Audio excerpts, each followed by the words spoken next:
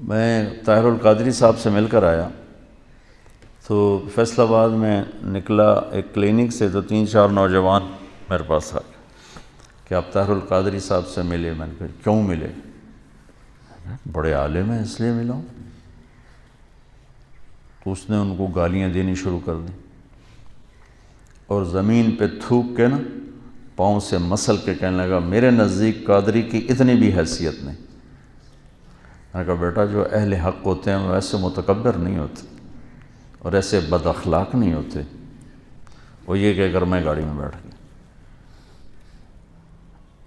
تو آج کل کے جتنے، چونکہ ہر ایک آدمی اپنے آپ کو اہل حق سمجھ رہا ہے نا، تو ان کے اخلاق یہی ہیں کہ اوروں کے لیے نفرت ہے، اور تم بھی ایسے کرو تو پھر کیا فرق ہو گیا۔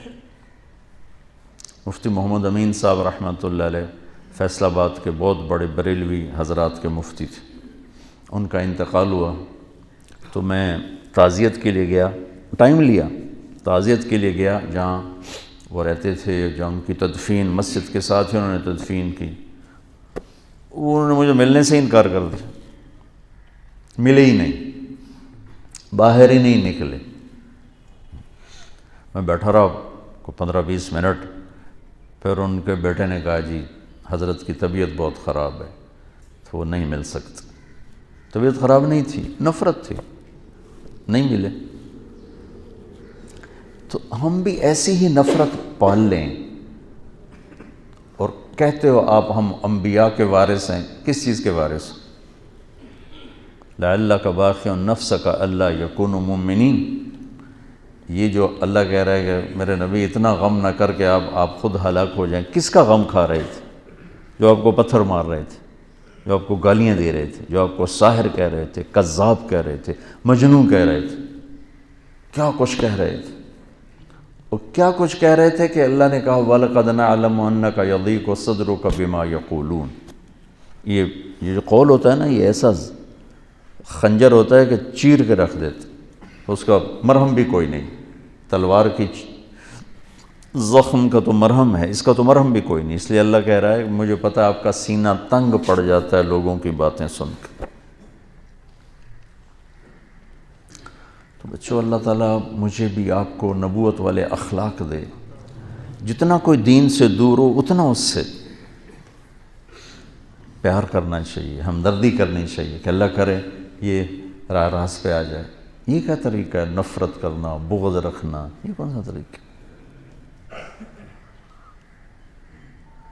یہ تو کسی بھی حق کی نشانی نہیں، یہ تو باطل کی نشانی۔ کہتے ہیں ہاں جی یہ بغض للہ ہے۔ بغض للہ ایسا تھوڑا ہی ہوتا کہ تم ان کی شکل دیکھنا گوارا نہیں کرتے۔ ہمارے بریلوی بھائی تو یہی کہتے ہیں ہمیں ان سے بغض للہ ہے، یہ گستاخ رسول ہے، ہمیں ان سے بغض للہ ہے۔ بغض للہ کی مثال ہے حضرت علی کا واقعہ۔ سبحان اللہ۔ اسلامی تاریخ میں اور بھی ہوں گے،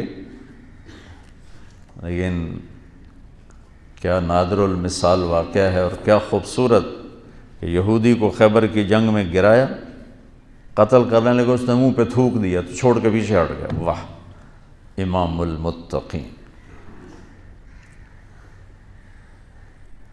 کنز العمال کی روایت آپ نے اس کا نادی لی امام المتقین، امام المتقین کو بلا کے لاؤ۔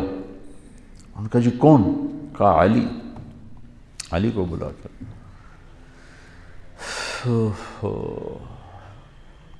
آؤ بھائی دوبارہ لڑیں گے۔ وہ کہنے لگا کیوں چھوڑ دیا؟ میں نے تو تھوکا تھا بھائی تمہیں جلدی میرا قصہ نمٹا دے۔ کہ پہلے میرا غصہ تم پر اللہ کے لیے تھا، تھوکنے کے بعد اپنے لیے ہو گیا، اب حرام ہے تمہیں قتل کرنا۔ یہ بغض للہ ہے۔ تو ایک دوسرے کو سلام کرنا چھوڑ گئے۔ تو بچوں اللہ سے مانگو اللہ تمہیں کھلا سینہ دے، کشادہ سینہ دے، عالی اخلاق دے،